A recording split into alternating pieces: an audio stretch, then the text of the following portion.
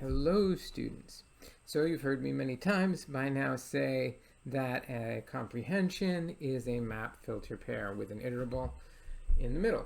And we've sort of now removed the map from the comprehension so that we can have an existing iterable and then apply a map at any time, or many maps after the iterable is already there. What about the filter? Can we do the same thing? So let's experiment with that. Let's start off by typing help filter. Let's see, is this a built-in function even? Well, yes it is. And how's this going to work? Well, it seems I need some sort of a function and an iterable.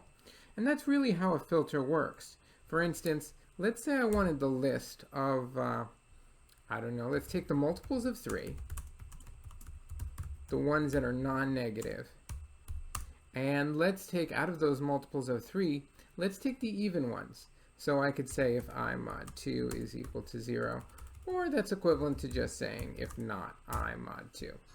And you'll see that if it happens to be an even multiple of 3, if you didn't know it before, which you very well might have, we ended up getting multiples of 6 out of this. But could we apply the filter after a list is already created? So let's say I had L, which was equal to this. And just to show you what L is, it is these multiples of 3. And now what I want to do is I want to apply a filter to this. So what this is telling me to do is, okay, let's try it. Let's take the function that we want to use to filter. Now a function has to return either true or false if this is going to work, right? Because filter works by keeping the stuff where it returns true and getting rid of the stuff where it returns false. So let's try filter. And now I realize I'm going to need some sort of a function that determines whether something's even. So before I do that, I will do is even. Eventually return.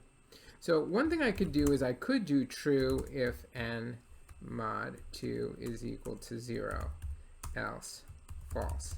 I don't like that, of course, because I could do this in a much shorter way. I mean, it works. Is even 2, is even 3. But as we know, we can just return the Boolean we get from the comparison itself. So now if I want to see, hey, is even 2, that's going to be true, and is even 3, that's going to be false. Okay, so I have my function, and now I have my list and my filter. So just to return, that's my list. So let's try filtering.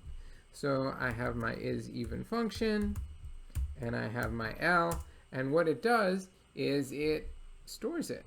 So it's like a generator, it's lazy evaluation. You might not like that. You might say, hey, show me what's in it right now. So if I wanted to do that, I could say, hey, take this filter and give me the elements immediately, entirely as a list, right at the moment. And we're doing that there. We could also do things like just sum it without ever having to write it out as a list and allow the filtration to happen bit by bit. And you could imagine why this would be useful if you have a list that has millions and millions of entries. It's already taking a lot of space, maybe in your computer. Maybe it's not even a list. Maybe, but we'll talk about that later. You don't necessarily want to make a second copy of the list that's the same size, right? In doing the filtration, if you're just gonna want to sum them up, it's better to just be able to take the things that pass the test out of the original list using the filter, and then apply the sum to them. So that's a better way to go about doing it. Of course, maybe you don't even have a list in memory. Maybe you're doing this with a generator. That's why I said we'll talk about that next. You could have a generator, and let's do that. Let's say instead of doing this, I have this. So now I have L, which is a generator.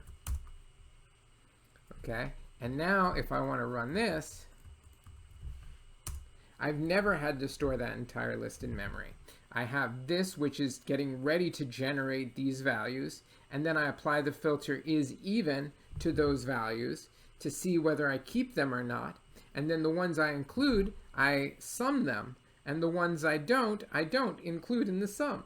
And at no point do I have that entire list. Now, of course, if your list only has 10 elements in it, there's no real reason for me to care about this.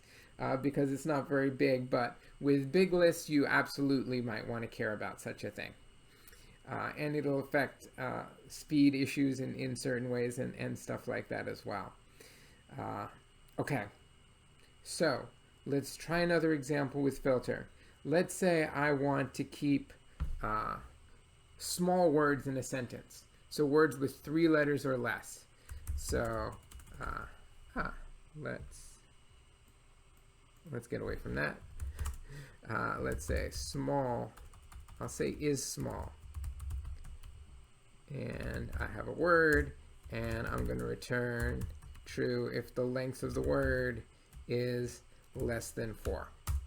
So I could try is small on small, and of course small, the string is what I want there. We don't have a string defined as small. No, small is not small, but is should be small, and as you see, that works nicely. Okay, so now what I could do is I could filter a sentence with is small. So now let's say we have y is a raven like a writing desk. And I'll stick a question mark there, even though it's not really a word. And I get a filter, but if I wanted to list, what this should do is it should only keep the small words. And you can see this is what I get, the words that are small in size. So now we can use a filter and a map both outside a comprehension with anything that we can iterate over.